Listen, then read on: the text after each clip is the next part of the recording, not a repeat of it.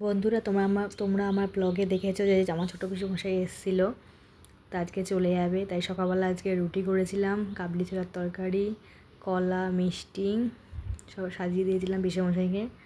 এই যে পিসেমশাই সকালবেলা খেয়ে নিচ্ছে। পিসেমশাই যাবে দুপুরবেলা খাওয়া দাওয়া করে পিসেমশাই বাড়ির দিকে রওনা দেবে। এই দেখো বন্ধুরা, সকালে তো দেখলে কাবলি ছোলা দিয়ে তরকারি হয়েছে, আর দুপুরে দেখো করেছি মোচার ঘন্ট, এই যেটা হচ্ছে ভোলা মাছের ঝাল, এটা হচ্ছে কাতলা মাছের কালিয়া। দেখো এগুলো করেছি।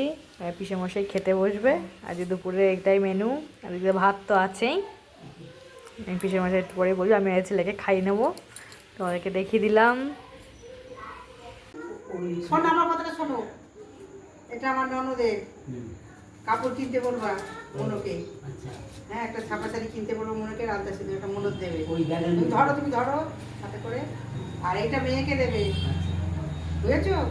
মেয়েকে সব জিনিসপত্র, সাজের জিনিস সব কিনতে বলবে। আচ্ছা, এটা তুমি তৈরি করে পড়বে।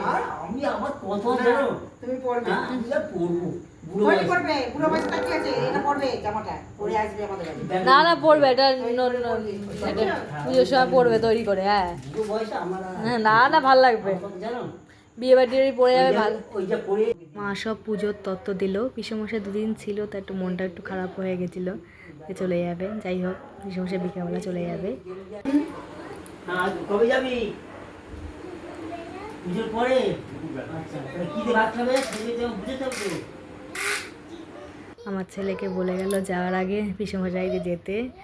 দেখো আমার ছেলের সাথে কেমন কথা বলছে পিসেমশাই। কেমন হয়েছে বন্ধুরা বলো ভিডিওটা, অবশ্যই ভালো লাগলে লাইক করো সবাই। আবার নেক্সট ব্লগ নিয়ে দেখা হবে বন্ধুরা।